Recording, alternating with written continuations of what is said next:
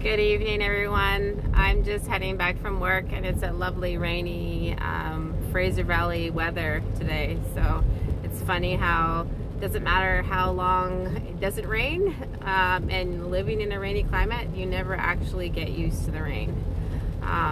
We've actually been pretty lucky the last few weeks, if not longer, because we've had sunshine and it's been pretty dry. So I've been pretty grateful for that, so I guess I can't complain too much.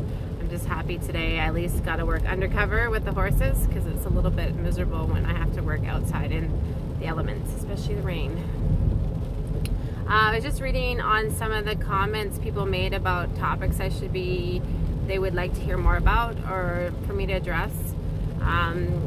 The one comment a friend of mine had asked about, you know, have I experienced like sexism, you know, I guess issues with my gender competing, and I would say yes, I have, but overall it's been pretty good.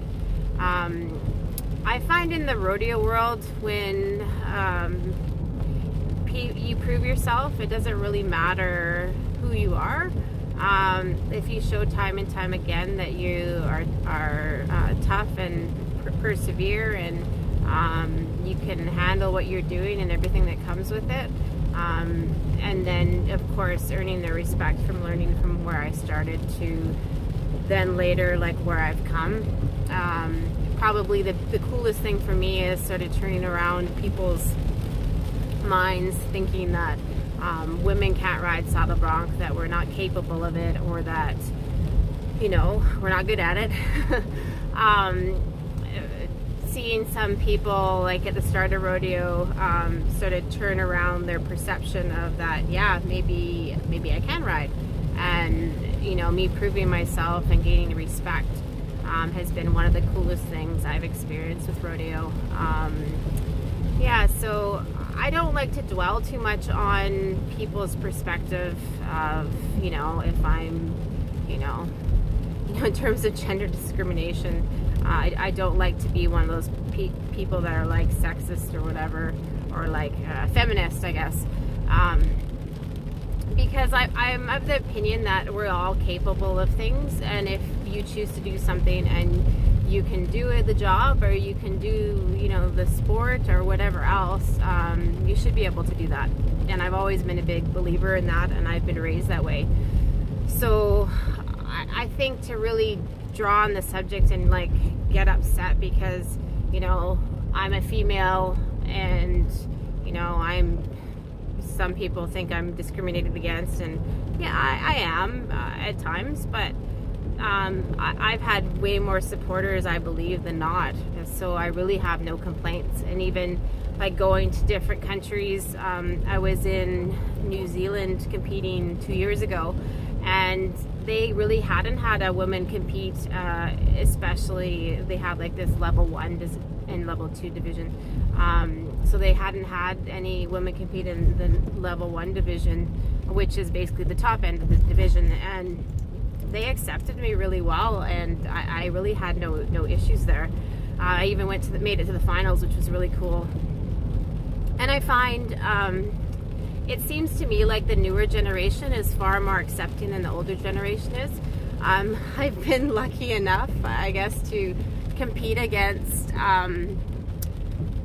you know, a couple generations, which is, you know, telling my age.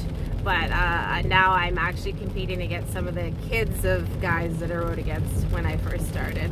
So, which is funny all around, really. So I've had a few comments from people that I've ridden against, and they're like, Kayla, how old are you? And they're like, I saw you riding when I was a little kid at this rodeo, and it's quite hilarious, because I'm like, yeah, I'm a heck of a lot older than you think I am, but yeah, so and it's even funny because I still get from people too, because I'm pretty old to be riding broncs in most people's opinion. You know, each to their own. A lot of guys tend to retire sort of as they get their families, or like as they sort of obtain a few injuries, or they decide it's time to move on. You know, so 40's fairly old to be still riding broncs. I'm not saying there isn't guys that ride. I mean, there's a guy named Andy Copeland, who I grew up with rodeo and stuff, and he was still riding into his mid-60s. So it was pretty cool to see that he'd crack out and like beat some of the, you know, the tough guys. So you never know, I might be still that, I can't even say grandma because it's unlikely I'll have kids, but I'll be that old lady out there riding still, I'm sure, you know, body permitting, you know, as long as I continue to enjoy doing it and I can keep the body intact. I mean, I believe I'll still be doing some here and there. So that being said, I guess in terms of gender discrimination, sexism, that sort of thing, I honestly don't have much complaints. You know, going into something like this that you're gonna have, you know, there's gonna be some skepticism. There's gonna be people not wanting you to be there. That I knew it was gonna be a big challenge, and I've overcome a lot of stuff. Overcome a lot of it. Oh, I can't talk this evening. I've overcome a lot of things. I don't take things as personally as I used to. I used to think I was always under attack from people when I was first riding, just being super sensitive to it.